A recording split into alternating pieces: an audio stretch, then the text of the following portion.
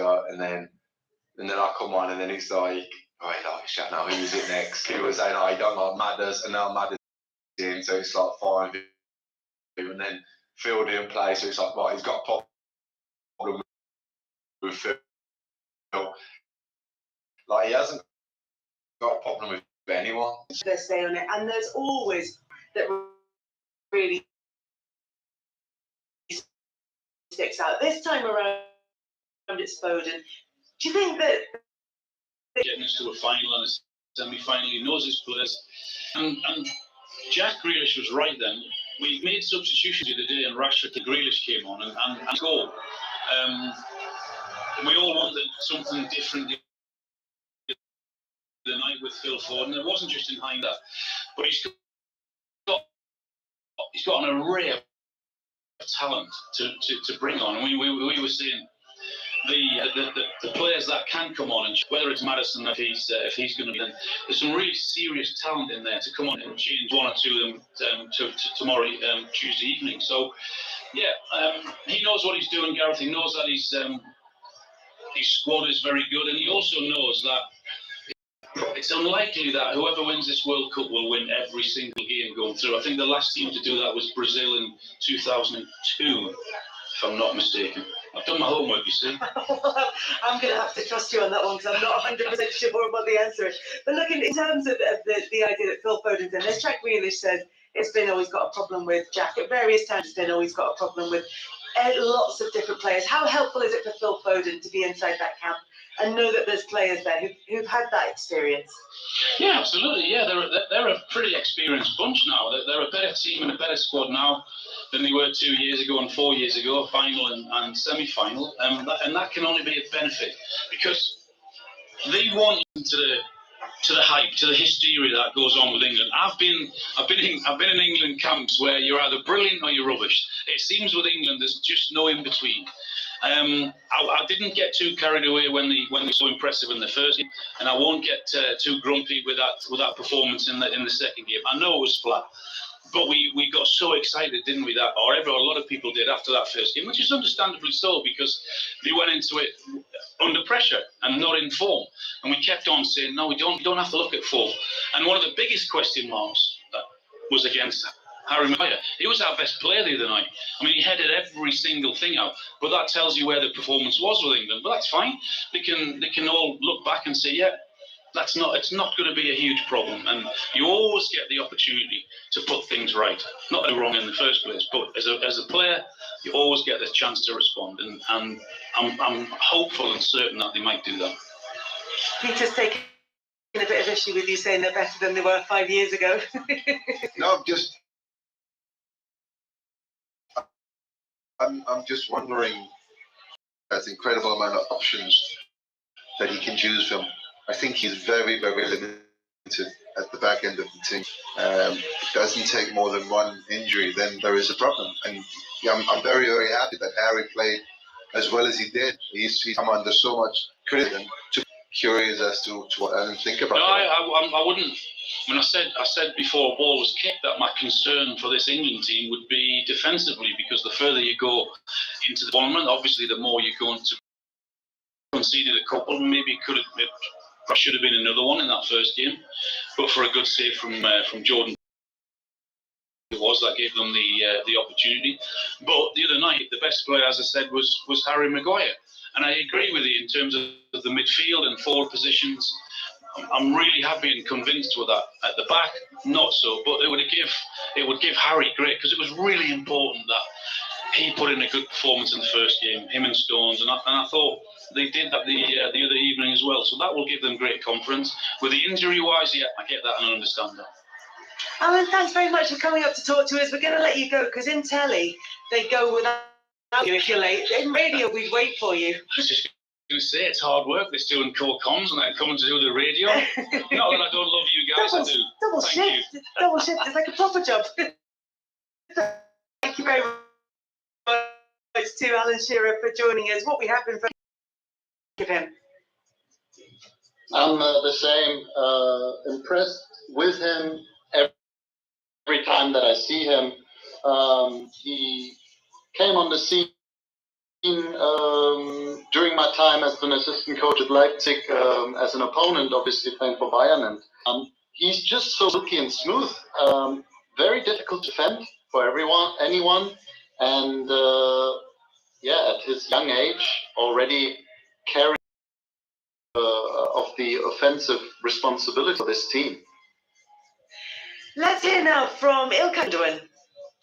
Ilkay, you really needed that one, didn't you? Unfortunately, it's allowed, but we had a couple of really, really good chances as well.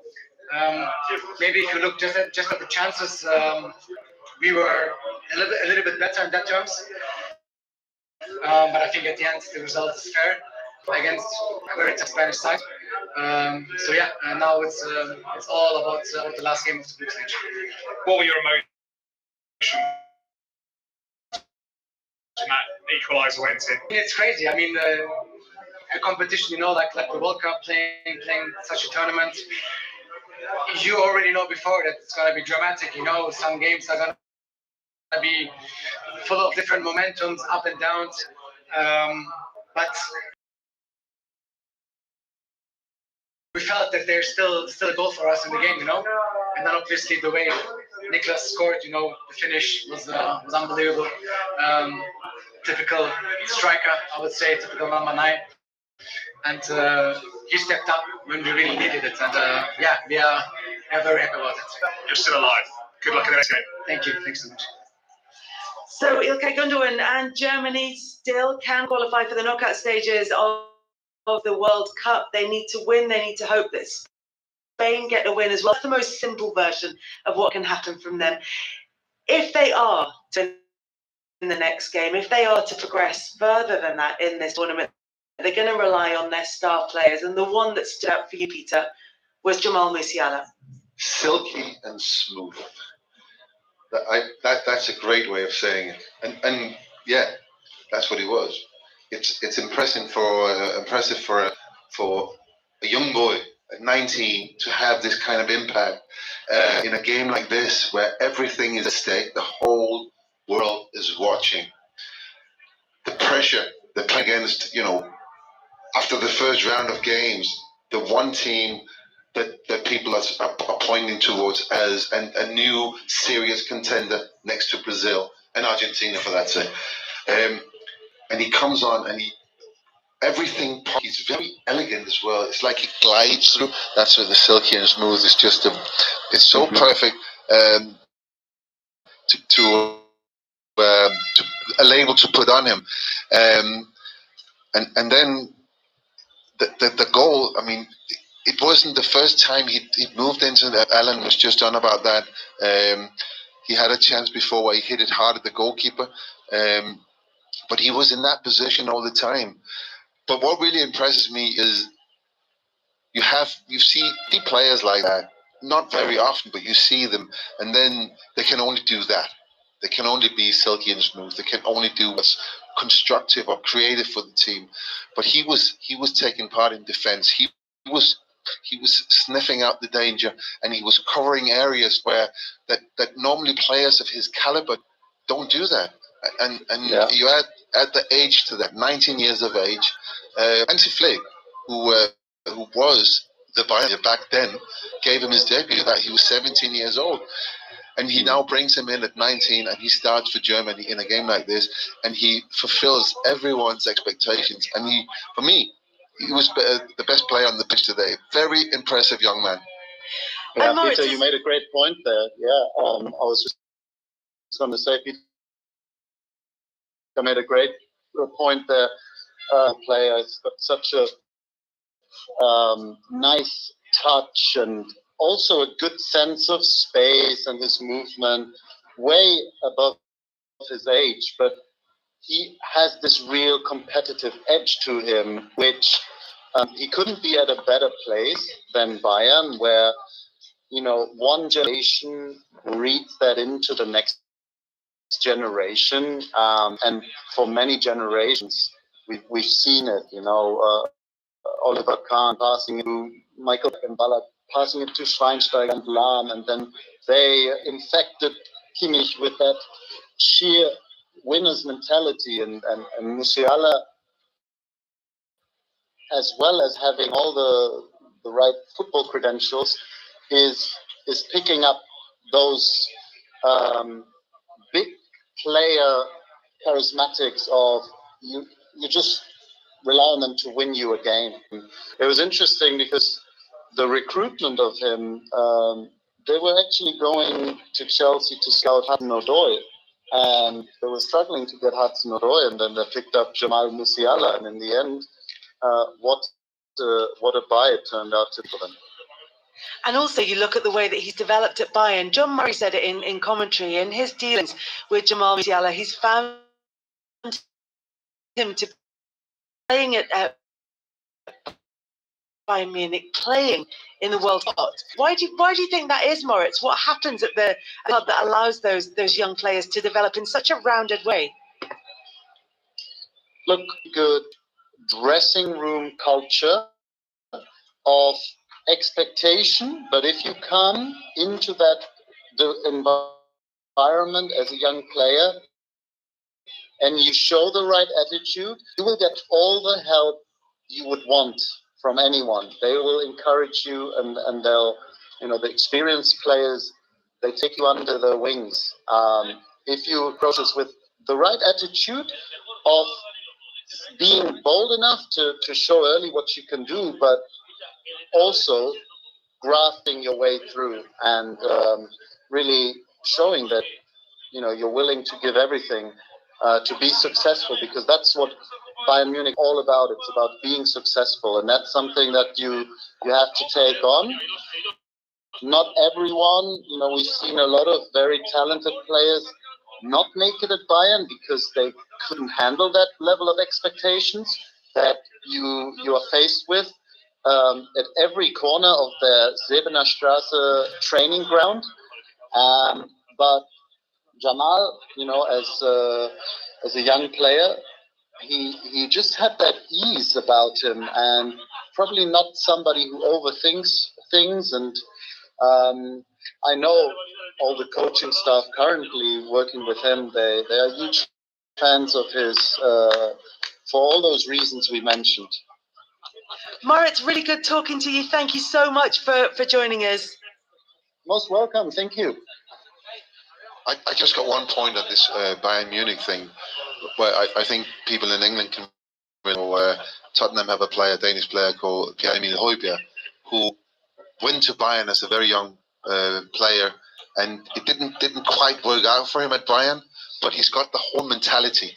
And he left and went to Southampton, where he, within a year, he was a captain there. Of course, we all know what he's done with Tottenham, and also with Denmark. And what we have with this player is, first of all, he plays every minute. He plays well in every minute. He's reliable. He's a leader. But also when you hear him talk, when you hear him speak to other players, he's got that whole mentality, that winning mentality, and he never steps out of line, because that's what he was taught at Bayern. I'm very impressed with Bayern and how they develop players, and we have this incredible talent in this World Cup, and I'm quite excited. I can't wait to see him play the next game. Pierre-Emile Højbjerg, do you remember when England played Denmark in Copenhagen, the 0-0 draw? Poor game, but actually a lot of different debuts in that match. Anyway, when we were flying back from that game on a budget airline back home, here's this guy coming along the middle of the plane, putting his bags up in the top, and I thought, look, that's Pierre-Emile Højbjerg. He's on the budget airline back to London. See, that's the sign of a classy guy, isn't it? A guy who travels by budget airline. That's something for everyone to look out for. Look, we will have lots more reaction to Spain against Germany with Spanish football journalist Guillem Balaguer. He'll be live on 5 Live on Pitch. Made a big difference for them. Yeah, no, we've talked a lot about Germany, because going into this game, Germany was the story. Will they make it? Will they not make it? And of course, going 1-0 down, clawing it back to 1-1, was very impressive. But Spain, already after the first game, you look at this team and hey, if they can do that under pressure, not score 7 goals, because no one can do that, not very often, that is. But if they can play like that under pressure, then they have a chance. then I believe that they could go a long way in this. And there was no bigger test for them than this game today. And I actually feel they came through flying colours. Yes, they weren't going to go, they weren't investing everything to win. That was very, very clear. But when they had the ball, they tried to create something. And of course, they were up against a very stubborn German defense, but they kept going. And the goal they scored, the goal was just a piece of beauty. You know, it was from Busquets coming from the center circle, a perfect pass, connected across, and he just laid it towards the front post. And you can criticize Sule for not covering that, but the run is so intelligent. It's well timed by Moreta, and the outside foot, he's actually a little bit past the front post, and still he manages to get an outside foot to it, and it was high and with a little bit of power, more power, enough power for Neuer not to have a chance to react to it. And it was to pass it. It's not like most teams, they play a possession game, but the movement in the Spanish team leaves so many options. We see other teams have 1-2 options, and it makes it easier to put the pressure on. Here, it's nearly impossible. I mean, Spain, they look in really, really good shape, and they have some incredible players. So easy on the eye, I'd say. And as I said, we will be talking lots more about them on Monday morning with Guillem Balaguer. And I suspect we'll be talking about Spain deep into this competition. We've spoken about England. Let's talk about Wales. We need to beat England on Tuesday and hope the USA draw with Iran if they're to go through to the last 16. Gareth Bale and Aaron Ramsey is backing them to respond. Two incredible players and have been for our country. I don't think there's anyone in the space they're capable of. It's a huge game coming up. They're big game players, they always have been, and hopefully, if any criticism's gone their way, then to a few of those critics with a top performance. John Murray, given that Wales came into this tournament with of their careers and the young players still very much at the beginning of their career, is the criticism that they're receiving fair? I think it's difficult to tell because it's been a tournament where teams produced very different performances from match to match. And as we heard from Alan Shearer there, that the only team that's been able to win their first 2 matches are the team that are the world champions, France, up to this point. So I think you can't make too many judgments about how a team is going to play until you actually see the match unfold at this World Cup. And just the one thing that's in my mind, I was sitting in the conference room the day when he was brought in, and it was on the eve of what was his 110th appearance for Wales, more caps for the men's team than anyone else for Wales. And somebody said to him, why is it, do you think, that you always seem to be in the position all the way through your career where you score these big goals? And he just sat there and he said, I don't know. I said, I just seem to pot up at the biggest moments, don't I? And it was almost like it happens by accident, and there he is. And, he's done it all the way through his career. And, who's to say? And there's always, as you say, in this tournament so far, there's always a performance that's just around the corner for each team that might just turn things around. It doesn't look likely at this stage on the opening games, but it is possible for Wales, and they will certainly believe that they are able to do it. Thank you very much to John Murray. Thank you very much to Peter Schmeichel for joining us as well. In Group F earlier on, Croatia came from behind to beat Canada 4-1, and Morocco caused another World Cup shot with a 2-0 win over Belgium. In a moment, we'll hear from Juliette Farrington and Belgian football journalist Christophe Terreur. But first, here's Pien Meulenstein at the full-time whistle. And you can hear from that cheer that Morocco have beaten Belgium by 2-0. Everyone from the Moroccan side are onto the pitch. The substitutes, the players are down on the floor. This is what it means to them. They've beaten the number 2 in the world. Belgium, they didn't have answers for what Morocco were posing to them. 2 fantastic goals in the second half for Morocco. What a difference a couple of days made, because Morocco absolutely outplayed Belgium in this game. This is a massive victory for Morocco. The fans have been up their seats for pretty much the whole of the game. The support has been fantastic. The full-time score here, Belgium 0, Morocco 2. Thanks, Pete. This was supposed to be a really quiet Sunday vibe kind of day, but we have just seen a huge upset with Morocco beating Belgium by 2-0. Karen Barsley is with us. Dion Dublin, you're still there. 95% of the fan base where you are is built of Moroccan fans. They have given the noise, and their team has given them the performance to be proud of, Dion. Amazing performance, Jules. So pleased that I got to experience this live. The energy from those Moroccan players was brilliant to the last minute when they're closing down. Witzel is 5 yards from his own box, but they've closed him down. They've run 40 yards to make sure that ball goes nowhere near their goal. Just attitude and organisation and everything, all those words, positive words, those players did it today. Belgium well underperformed as individuals and as a team. Very, very disappointed in them. We were just seeing Morocco haven't won a World Cup game since 1998, Karen. I don't know if you get that vibe when you're watching on the TV screens. You just can't help but love it. It's absolutely brilliant, isn't it? Honestly, to see the smiles and the relief and just the joy on all the faces of the players, and obviously the incredible support over there in Qatar. It's just fantastic to watch just the jubilation and how much it means to obviously everyone there. So yeah, really impressive. Last 15 minutes, they're absolutely on the edge of the seat stuff. Karen, it just goes to show, doesn't it, that even though technically they might not be on the same page as those Belgian players, but their attitude today has been incredible. Oh, it has been. It absolutely has been. I think their application in every aspect as well. We saw that they were absolutely just resolute in their defending. They were picking up the first and second balls. They were reducing, adding the pressure, making it difficult for Belgium to get comfortable in their possession. And Belgium, they just looked like, they had one pace the entire game. They really lacked that tempo. And it was just kind of disappointing, and I thought it was quite interesting with that free kick from Sabiri.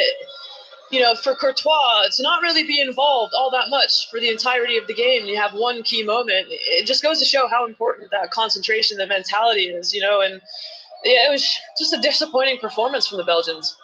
Karen, could Courtois have done any better? Could he have been at fault for that goal? Well, I think here's the thing, right? So your starting is so key. You have an in-swinger. It's an awkward distance and an angle in terms of the likelihood statistically of it going there is pretty low. And I don't know, maybe the wall can be adjusted, but you could tell that they just weren't expecting it. And fair play to Sabiri for seeing that and just going, go for it and see if we can just sneak it in. And moments where you just play with that freedom and just see what happens, and that it just goes to show, it was Morocco's day. Yeah, I agree. Sometimes, Karen, sometimes you have to hold your hand up as a keeper, as a centre forward, centre half. You sometimes just have to hold your hand up and say, "Listen, that was quality. That was just quality." I think Courtois will be disappointed. I think the Belgians will be disappointed. But in terms of the whip and the dip at the last minute to kind of drop it down, it was on a downward trajectory. It was awkward. It was awkward. But yeah, Courtois will be disappointed with that. But Dion, also, why wait if you're Belgian until the last 10 minutes of normal time after going a goal behind? And also we saw in the first half, the free kick they had in the first half, albeit that was ruled offside. They made absolutely no mistake with that second. But why not bring Lukaku on earlier? Why wait until the final 10 minutes or so of that match? I've no idea. And, you've got to 25, half an hour in order to chance to warm into the game. 10 minutes is not really enough. He didn't really get a chance. I thought he'd get half a chance, Ron, but the balls in the box weren't great. The players that normally support centre forwards, they weren't in form. Either Tielemans wasn't finding his pass. He was only up for 20 minutes. Kevin De Bruyne was shattered. Witzel didn't do anything. Very, very underwhelming, I've got to say. Yeah, I think to that point as well, I thought Batshuayi was awful. I think he just didn't really offer anything going forward. And I think, I don't know, I was really surprised he stayed on the pitch for as long as he did. I thought some of the substitutions, they looked, a bit more dangerous going forward. And yeah, I just really questioned, why that didn't seem to happen earlier in the game. Just seemed really odd. Ian, I know that Christoph is alongside you, and I know what he was saying before the match and at half-time, and I knew we kind of laughed at him, didn't necessarily believe what he was saying or how he felt this Belgian side. would do. You said, Dale, in commentary that Morocco were forcing Belgium into making mistakes. They weren't on it. Christoph, maybe you were right all along with this side. Well, and Kevin De Bruyne was right too, saying they are too old. So there was no. I thought we were quite in control. We had just possession-wise, but that was it. We didn't. The only chance in the half was himself. It was just not enough, and then we made individual mistakes too. For instance, that goal, the wall is not that good. Keeper that doesn't look great, I think, in that way. So Kevin De Bruyne lost, I think, the ball for at least 27 times, which is a lot for him too. So and yeah, it's maybe just not off this tournament. Maybe it's those old legs, maybe the old legs, the pressure off his team. The legs getting around the pitch. Maybe they are old legs, and Morocco just look fitter, Christoph. Yeah, I don't have an explanation for why they are why they are fitter. Why they are fitter. I don't know. Jules, I'm 2 yards away with my hands and I'm pointing at Christoph, and I want him to explain to me, and he can't give me an explanation. But that's just it, Dylan. You did say in commentary about Kevin De Bruyne. We spoke about him saying that before this match, he's spoken and he said that Belgium don't have any chance of winning the World Cup. And you said, Dylan, he just didn't look himself. He just looks leggy and he just looks tired. And his performance is that sometimes when you're tired physically, you get tired mentally as well, and then your passing goes off because you're not quite as sharp as you want to be. The passes that he gave away today, Kevin De Bruyne, Christoph, correct me if I'm wrong, he normally plays those in his sleep. Well, it was also already in the first game against Canada when he gave those 3 chances. We had 3 possible chances, and he played the wrong pass. It's not in the machine that is playing in Manchester City, and he mentioned that in his press conference on Thursday too, that he gets frustrated by that. And I think maybe his negativity. It was an issue with him before because I followed Kevin since the age of 16 when he was a young boy. His reactions were worse than they are now. He was very negative all the time, that he drags himself down a little bit by being so negative, and that's something you see now. He was very positive on Thursday in the press conference. I was impressed by his mature explanation of everything, but you didn't feel the real belief, and that's what you need for those games, a bit of fire. And then just in last 15 minutes it was just try and do something, but we didn't do anything. There wasn't any chance. So but also, Christoph, just a word on Roberto Martinez, and it's kind of connecting to what Kevin De Bruyne said about he feels Belgium's best chance of success with this generation of players was 4 years ago. With Roberto Martinez, we know he went to Everton, there was lots of energy and everything else, and things went well, but then towards the end, they were leaking goals, it went stale.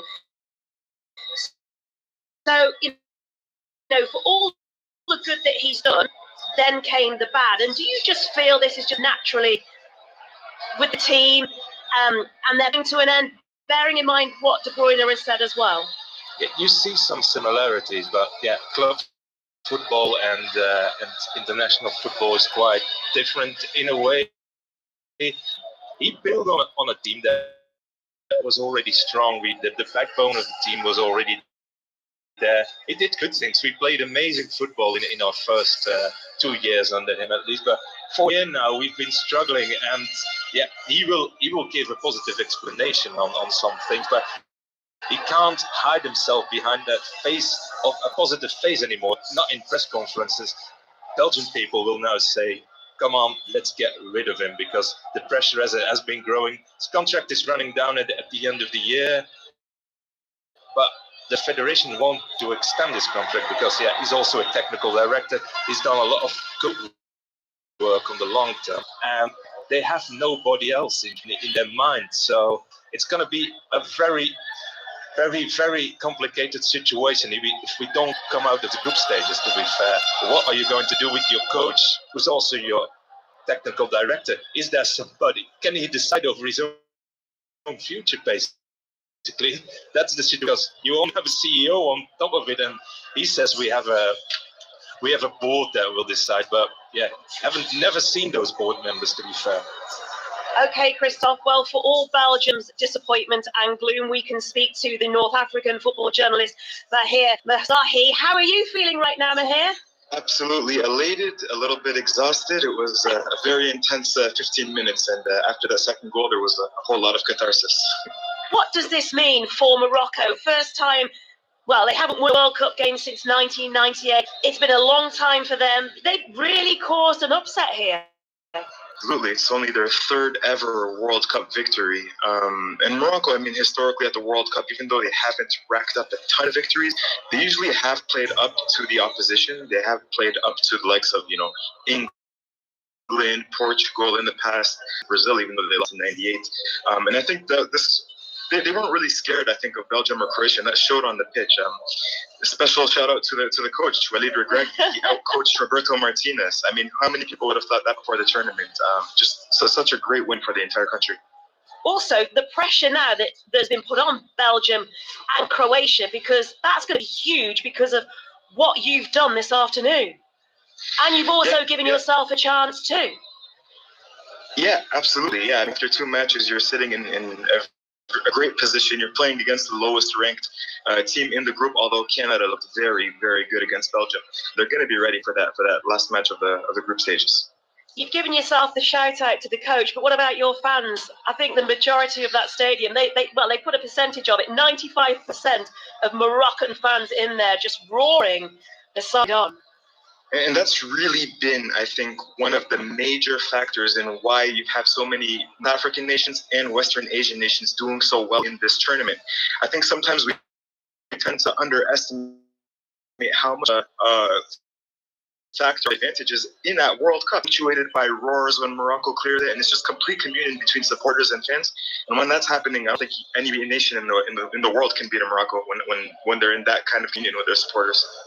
Mahir, thank you. Enjoy the celebrations. Now, Morocco beating Belgium wasn't the only shot today. In the early kickoff, Costa Rica stunned Japan with a 1-0 win. And Stephen Warnock and Conor McNamara, watch this one. Is there one last chance for Japan? There isn't! It's another big shock of the World Cup. It's a first win of the tournament for Costa Rica. They only needed one chance. Keisha Fuller took his opportunity, and it keeps alive Costa Rica's dream of progressing to the last 16 after their opening humbling by Spain. That 7-0 defeat. This is it. This is redemption. It's an incredible turnaround for Costa Rica. And look at what it means, Stephen. These scenes, tears in eyes. That is lovely to see. The celebrations, the emotions spilling out from Costa Rica. They themselves can't believe that they've picked themselves up and come back with it. Well, it was one of the worst games of football that we've seen, but we leave it now with one of the greatest stories. Coming back from losing a game 7-0, not fancied at all coming into the game, from tears of joy from the Costa Rican players, quite brilliant to watch. Fuller is having the life squeezed out of him. One by one, his teammates are coming over to him and giving him enormous hugs. There is going to be a Costa Rican party in Qatar tonight. One of the smallest nations population-wise at the tournament have beaten Japan here, and the alarm bells will be ringing now for the Japanese. It was all going so well when they beat Germany in the opener, but now they are under pressure going into the last game against Spain of all opponents. Japan still have work to do. Well, that took a while to get going. It was a dreadful match, as Stephen says, for the opening hour. But what a finish Costa Rica have given us. And what a story, too, as we head back to Juliet in the studio. Who saw this coming? Japan 0, Costa Rica 1. Thanks, Conor. Well, Stephen, we did say it would get better, so we did kind of see it coming, but we just didn't expect it to go the way that it did. No, we didn't at all. I'm glad you were very optimistic in the studio, thinking that it would get better. It did get slightly better, but it just that one moment from Fuller that changed the game. It went against. We thought Japan would be heavily favourites coming into this game and should have won the game quite comfortably on the back of the form. But they didn't. They struggled. They were poor. But credit to Costa Rica, they hung in there. They got their one opportunity. I think Gonda has to do better in the goal. They won't care, Costa Rica. They've got the win, and what a win it is for them. And that's just it. Showed incredible commitment in defence to keep out Japan and everyone in red. After they scored, they were behind the ball, regardless of where, Japan had that possession on the pitch. And they also took time wasting to another level too. Yeah, they did to a certain degree, but you had to take the time wasting. They had to get the energy back into the legs. Physically, you could see what they put into the game, but the mental side of the game, emotionally, what the 7-0 defeat would have done to them before it. But they looked so much more organised in the game today. They made it difficult. They competed. And everything that they didn't do against Spain, they did extremely well today. I think, Jules, this makes the Germany results look even worse now, really. Japan were not very good here. And you think that they were able to beat Germany. I think, though, the story of this is the World Cup where nothing sticks. You can have a stinker of a performance and you can come out the next time and play brilliant. Or maybe a bit in England's case, you can play brilliant and then come out the next time and have a bit of a stinker. There's very little flow and narrative, but that's just making it very exciting. It's very hard to predict. And when you look at the pictures on the screens in front of me, and you obviously in our studio in Salford, it very much is a party, isn't it, for Costa Rica? Oh, absolutely. And rightly so. They've been, almost humiliated against Spain the other day, and that sense of pride of the nation has been restored. It's been given back to the Costa Rican fans, and you can see what it means to them. But the players as well. I always put myself in the position of a player. How would they feel? That mental side of stepping onto the pitch today would have been so difficult, but their confidence that's been built, the tears of joy after the game, it meant so much to them, and I'm really pleased for them. It's a great story for Costa Rica, small country as you've mentioned, but okay, they've got the big name player in Navas, and he's won the Champions League multiple times at Real Madrid, but in terms of the outfield players, they don't have any superstars. Almost all of the team play for Costa Rican clubs. You can just imagine the scene in that country now on the big stage, having been frankly humiliated 7-0 in the opening game. National pride restored for Costa Rica. And this is why we love World Cups. This is the magic it brings. And Stephen, if you were a player and you were playing for Germany, how would you feel right now? Oh, I'd be wondering what had happened. I think we spoke before about the Germany game. Germany just weren't clinical. They didn't finish the game off. They had opportunities to kill Japan off. Do that, and Japan sucker punched them and hit them on the break a couple of times. They did actually have more opportunities in the game, but Germany should have won the game. But that's the great thing. That's the beauty of football. It doesn't always work out with the stats people the way they like it to, where the teams dominate. I think Germany had around about 76% or 80% of the possession in that game. It counted for nothing. But today, we expected Japan to win, and they just didn't live up to the hype. Stephen, Connor, thank you. Ileana Fernandez is a reporter at the Tico Times, Costa Rica's leading English language newspaper. I'm just really excited. Wow, this is amazing. We cannot believe what's going on right now. But yeah, it's been thrilling, honestly. And what about the scenes like in and around you as well, back home in the country too? So some people stayed home to just enjoy the game, but right now everyone's just going crazy and everyone's out celebrating. It's mayhem, really. Well, it was a 4 o'clock start, was it for you? Kickoff was 4 o'clock in the morning, so if they're still celebrating, they've got the whole day ahead to have the best party ever. Absolutely, and I'm sure everyone will. The kickoff was very, very early, so some people just decided to stay home. But after this, I'm sure that the party will go on for the whole day. The first game against Spain, where you were absolutely walloped 7-0, perhaps embarrassment of that as well, but to come back and do that, and to also give you a chance of going through to the last 16 as well. You've got that hope now, haven't you? Yeah, absolutely. I mean, the game against Spain was humiliating. Everyone was really mad, and well, we just thought our World Cup dream was over. But the player managed to pull through, and just having the hope of being able to advance to the next round is amazing, and the nation is very, very hopeful. This World Cup is showing us that anything can happen, really. That's Ileana Fernandez from the Tico Times, Costa Rica's leading English language newspaper. So, brilliant wins for Costa Rica and Morocco. For Morocco, beating Belgium was their first win at a World Cup since beating Scotland in 1998. Here's their manager, Walid Regragui. We play again. We know today, if you don't give 100%, it's impossible to win. But with these fans, with this player, I'm very happy. But you know, this competition is not finished. It's only 4 points.